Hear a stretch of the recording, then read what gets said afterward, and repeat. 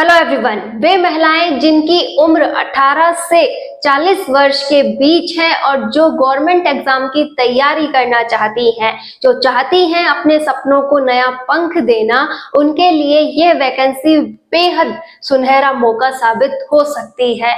तो क्या है ये वैकेंसी, कैसे ये आपके लिए अच्छे से तैयारी करने का एक मौका हो सकती है और साथ ही बहुत अच्छी जॉब भी दिलवा सकती है। तो हम इस वैकेंसी को कंप्लीटली जान लेते हैं। आप या आपका कोई भी ऐसा जानकार जो कि इस वैकेंसी के लिए एलिजिबल है, प्लीज उसे भी ये इंफॉर्मेशन जरूर दें, क्योंकि बहुत सी ऐसी महिलाएं होती हैं जिन्हें जब होता है कि हाँ हमें तैयारी करनी चाहिए, उस समय या तो मौका नहीं मिलता या फिर उनकी कई परिस्थितियां ऐसी हो जाती हैं कि वो अच्छे से तैयारी नहीं कर पाती हैं, या शादी के बाद उन्हें लगता है कि हाँ बस अब एक बार फ्री हूँ और अब मुझे फिर से तैयारी करनी चाहिए। कोई भी रीजन हो, आप सोचती हैं कि एक एज ग्रुप जा चुका है लेकिन मुझे अब तैयारी करनी चाहिए, तो ये वाला मौका आपके लिए बहुत अच्छा रहने वाला है। और वे लड़कियां जो कि अभी अभी 18 प्लस हैं और ग्रेजुएशन जिनका हो रहा है या फिर कंप्लीट हो चुका है, वे भी इस वैकेंसी के लिए तैयार रहें, क्योंकि ये वैकेंसी 18 से 40 वर्ष की महिलाओं के लिए होने वाली है। और अगर आप रियल में अपने आप के लिए गवर्नमेंट जॉब देख रहे हैं और ये वैकेंसी की तैयारी अगर आप करते हैं तो बहुत अच्छे से सिलेक्शन ले सकते हैं। तो जानते हैं कंप्लीट इंफॉर्मेशन इस वैकेंसी की क्या है। ये वैकेंसी है महिला पर्यवेक्षक भर्ती 2025।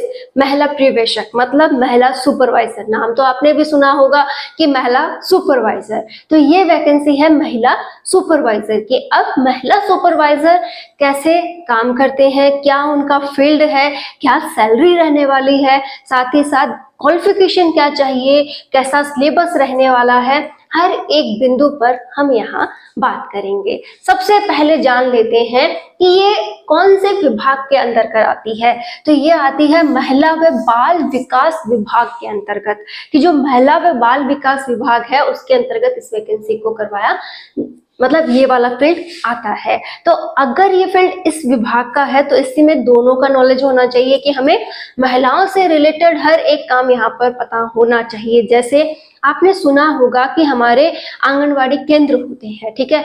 आंगनवाड़ी केंद्र में क्या होती हैं, आंगनवाड़ी कार्यकर्ताएं होती हैं, साथ में हमने सुना है आशा सहयोगिनी भी होती है।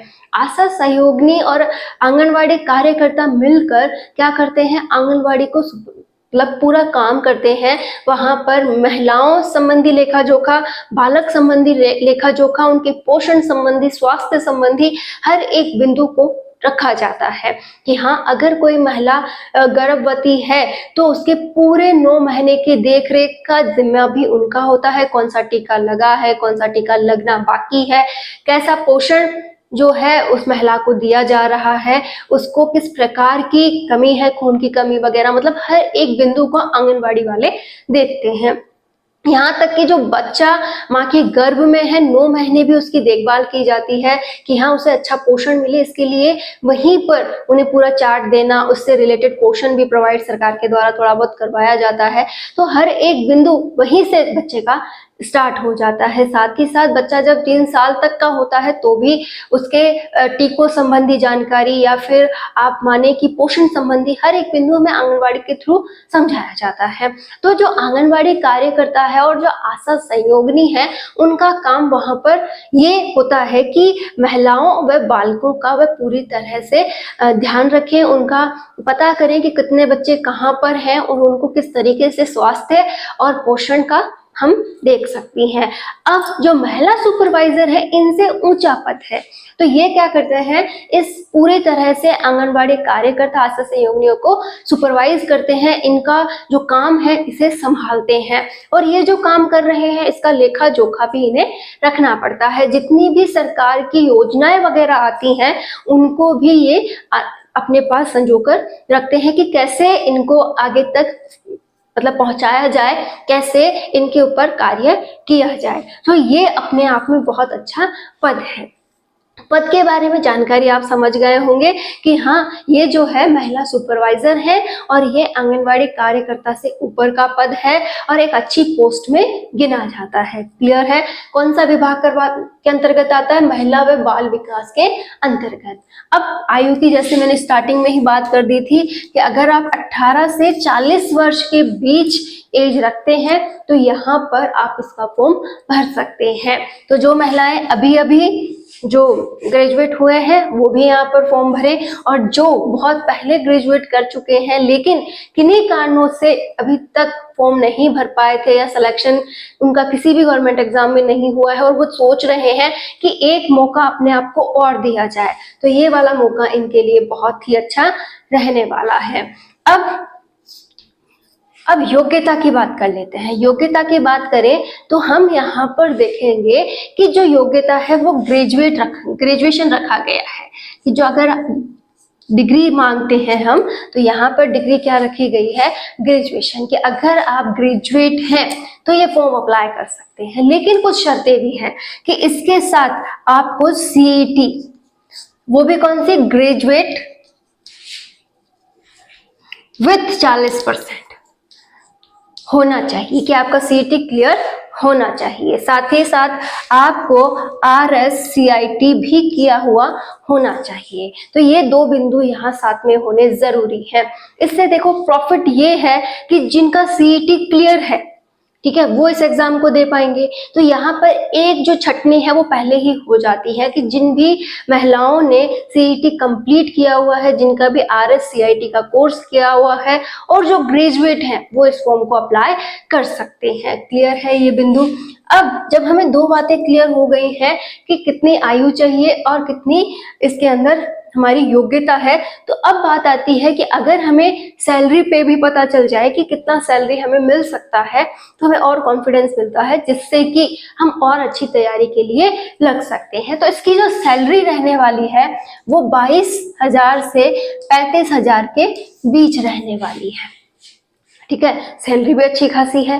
अब आपका 2 साल का प्रोबेशन पीरियड है उसमें थोड़ा ऊपर नीचे भी मिलती है, उसके बाद आपको एक अच्छी खासी सैलरी यहाँ मिल जाएगी। तो अपने अंदर एक कॉन्फिडेंस आता है कि चलो अच्छी खासी सैलरी हमें मिलेगी तो हमें इस एग्जाम की तैयारी जरूर करनी चाहिए। तो ये तो वो विषय थे जिनको हमें जानना चाहिए इस वैकेंसी के लिए। अब बात ये करते हैं कि ये वैकेंसी के फॉर्म कब तक आ जाएंगे। अभी इसका विस्तृत नोटिफिकेशन नहीं आया है, लेकिन ये उम्मीद है कि ये अक्टूबर नवंबर में इसके फॉर्म जरूर आ जाएंगे कि जो अक्टूबर है और जो नवंबर है इन 2 महीनों के मध्य हमें इसके फॉर्म देखने को मिल जाएंगे। पहले एग्जाम डेट भी आ गई थी। एग्जाम डेट के लिए बताया जा रहा था कि 26 दिसंबर को इसका एग्जाम हो जाएगा। ठीक है, अब 26 दिसंबर जब एग्जाम डेट आई थी तो कंफर्म लग रहा था कि शायद हो जाएगा, लेकिन अभी कुछ दिनों पहले इसे यहाँ से कैंसिल कर दिया गया है। 26 दिसंबर को ये एग्जाम नहीं होने वाली है। अब ये एग्जाम जब आगे इसकी डेट मिलती है तभी ये पॉसिबल होगा। तो अभी अच्छा खासा समय इस वैकेंसी को मिल गया है। तो बस आपको ये ध्यान रखना है कि बहुत जल्द ये वैकेंसी आने वाली है। अक्टूबर नवंबर तक इसके फॉर्म आ जाएंगे और जैसे ही आते हैं मैं खुद आपको अपडेट दूंगी कि हाँ इसके फॉर्म आ गए हैं। एग्जाम डेट भी तब तक इसकी फाइनल हो जाएगी। अभी फिलहाल इसकी कोई एग्जाम डेट नहीं है, ये एग्जाम डेट कैंसिल हो गई है। तो आप मानकर चलें कि कुल मिलाकर 6 से 7 महीने तो हमारे पास बिल्कुल सेफ है और इनका यूज अगर हम बहुत अच्छे से करें तो बहुत अच्छी तैयारी हो जाएगी। अब जब तैयारी की बात आती है कि हमने सारे मापदंड इसके समझ लिए हैं, क्या योग्यता है, क्या आयु है, साथ ही साथ कौन से विभाग के थ्रू होती है, काम क्या है इसका, और साथ ही साथ हमें ये भी पता है फॉर्म कब आएंगे और एग्जाम कब तक हो जाएगी। तो अब बात करेंगे कि हमें 6 से 7 महीने जो मिले हैं इनमें तैयारी कैसे हो। तो सबसे पहले जान लेते हैं इसका सिलेबस। ये जो पेपर है वो 200 अंक का होने वाला है। ठीक है, अब 200 अंक के पेपर में क्या सिलेबस है वो देखिए। दैनिक विज्ञान, ये मतलब आपको दैनिक विज्ञान मतलब हल्का फुल्का हर एक फील्ड का नॉलेज इसमें दिया गया है। तो आप इससे लुसेंट से पढ़ेंगे तो आपका सिलेबस ये बहुत ही शानदार रहने वाला है। लुसेंट से ये कवर हो जाएगा। इसी के साथ सामान्य हिंदी की अगर बात करें तो आप इसके लिए अपने अकॉर्डिंग कोई भी बुक, जैसे राघव प्रकाश है, नवीन हिंदी व्याकरण है, या फिर आप कहें कि 9th से लेकर 12th तक की जो हिंदी व्याकरण की बुक्स चलती हैं उन्हें भी आप यहाँ पर पढ़ सकते हैं। अंग्रेजी के लिए आप रस्तोगी पब्लिकेशन ला सकते हैं। अगर गणित की बात करें तो मथुरिया सर की ला सकते हैं। साथ में सामान्य विज्ञान आप लुसेंट से पढ़ें, बहुत है। रीजनिंग के लिए आप हेराल्ड या फिर लक्ष्य कोई भी बुक यहाँ पर ला सकते हैं। तो आपने ये जो 6 बिंदु देखे, कौन से? विज्ञान, सामान्य हिंदी, अंग्रेजी, गणित, रीजनिंग और सामान्य ज्ञान यानी कि जीके। ये 6 बिंदु वो है जो हमें किसी भी गवर्नमेंट एग्जाम की तैयारी में ज्यादातर पढ़ने पड़ते हैं। जैसे मैं बात करूँ सीईटी की, तो अगर आप सीईटी की तैयारी कर चुके हैं तो आपने ये जरूर पढ़े होंगे, क्योंकि कोई भी कंपटीशन एग्जाम हो ये उसका हिस्सा है, चाहे किसी भी लेवल का होता है। तो बेसिक ये हर बिंदु में हमें देखने को मिलते हैं। तो आपने अब तक अगर किसी की भी तैयारी नहीं की है तो आज से इन पे पकड़ करने लग जाइए, आप कोई भी गवर्नमेंट एग्जाम निकाल सकते हैं। तो आप इनके लिए बहुत अच्छी ऑथेंटिक बुक्स जो मैंने अभी नाम बताए उनमें से, या फिर आपको कोई और अच्छी लगती है तो जरूर लेके आए और अभी से इनकी तैयारी करना स्टार्ट कर दें। इसी के साथ देखो यहाँ पर जुड़ा है प्रबंधकीय गुण, ठीक है। एक नाम है पोषण तथा स्वास्थ्य ज्ञान व योजनाएं और एक है शिशु की प्रारंभिक देखभाल व शिक्षा। अब देखिए महिला पर्यवेक्षक, अभी समझाया था मैंने आपको इसके बारे में कि ये सुपरवाइजर का पद है। सुपरवाइज करना है किसको? आंगनवाड़ी कार्यकर्ता, आशा सहयोगिनी वगैरह के, और उनके काम को। और उनका काम क्या था? महिलाओं और बालकों के स्वास्थ्य और पोषण का ध्यान रखना। अब अगले जो बड़े ओहदे वाला पर्सन है उसे तो हर बात का पता होना चाहिए ना कि महिलाओं के स्वास्थ्य संबंधी जानकारी क्या है, बालकों के स्वास्थ्य संबंधी जानकारी क्या है, और मुझे उसका प्रबंधन कैसे करना है। तो तीनों बिंदुओं से पता हो तो 3 अलग से पॉइंट बनते हैं। जैसे पहला पॉइंट है प्रबंधकीय गुण, मतलब अच्छा खासा प्रबंधन करना आना चाहिए। और प्रबंधकीय गुण ये उसके अंदर हमें पूरा बिंदु समझा दिया जाएगा कि ऐसे ऐसे प्रबंधन आपको करना है, ठीक है। एक आता है पोषण तथा स्वास्थ्य ज्ञान, कि हाँ कौन सा पोषण का पॉइंट है और कैसा सामान्य जो स्वास्थ्य है उसके बारे में जानकारी हो। और जो भी नई योजनाएं आती है कि सरकार की जो भी नई योजनाएं आती हैं उनका भी इन्हें पता हो, ताकि उस योजना का लाभ वो गांव-गांव में जो भी उनके परिवार उनसे जुड़े हैं उन तक पहुंचा सके। पहुंचाती है ना, आंगनवाड़ी कार्यकर्ता ही आपको ज्यादातर योजनाओं के बारे में बताती है और उसको लेखा जोखा भी वही लेकर जाती है। तो ये वाला बिंदु भी इनको आना चाहिए। साथ ही एक बिंदु है शिशु की प्रारंभिक देखभाल व शिक्षा। ये जो शिशु हैं वो प्रारंभिक, जैसा कि मैंने अभी थोड़ी देर पहले कहा था आपसे कि गर्भावस्था से लेकर जो हम बच्चे के 3 साल तक की आयु का पोषण वगैरह देखते हैं वो आंगनवाड़ी के थ्रू ही हमें मिलता है। टीकाकरण वगैरह की जानकारी भी हमें वहीं से मिलती है। यहाँ तक कि सरकार ने सरकारी स्कूलों में 6 से एडमिशन देना स्टार्ट कर रखा है कि अगर आप फर्स्ट में बच्चे का एडमिशन देते हो तो 6 साल का हो, तो अब 6 साल से पहले के बच्चे कहाँ पढ़ेंगे? वो पढ़ेंगे आंगनवाड़ी में। और आंगनवाड़ी में इनके प्रारंभिक शिक्षा का लेखा जोखा भी सारा किया जाता है, इनकी देखभाल की जाती है और शिशुओं को पूरी तरह से यहाँ पर पढ़ा लिखा कर फर्स्ट क्लास लायक बनाया जाता है और इन्हें फर्स्ट में सरकार एडमिशन स्कूलों में देती है। तो आंगनवाड़ी में इन दिनों वर्कलोड अच्छा खासा है, क्योंकि वहां पर आपको बहुत कुछ ऐसा है जो देखने को मिलेगा।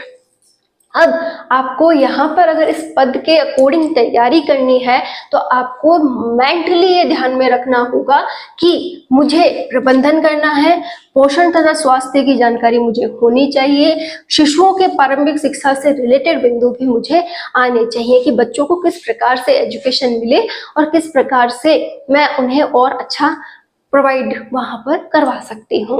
और जनरल जो भी है सिलेबस वो तो मुझे आना ही चाहिए। देखो किसी भी एग्जाम को क्लियर करने के लिए सिलेबस पर पकड़ होना जरूरी है और उससे भी ज्यादा जरूरी है आपका माइंडसेट कि आप अपने आप को महिला पर्यवेक्षक की तैयारी करवा रहे हैं तो आप में वो सुपरवाइजर वाला पॉइंट भी आना चाहिए कि आप अच्छा खासा प्रबंधन सीखें, अपने आप में प्रबंधन लाएं और अपने आप को जब आप उस पोस्ट पे देखने लगते हैं तो उसके अकॉर्डिंग तैयारी करने लगते हैं कि सपने को जितना पास से चाहा जाएगा वो उतनी ही जल्दी आपके पास आता है।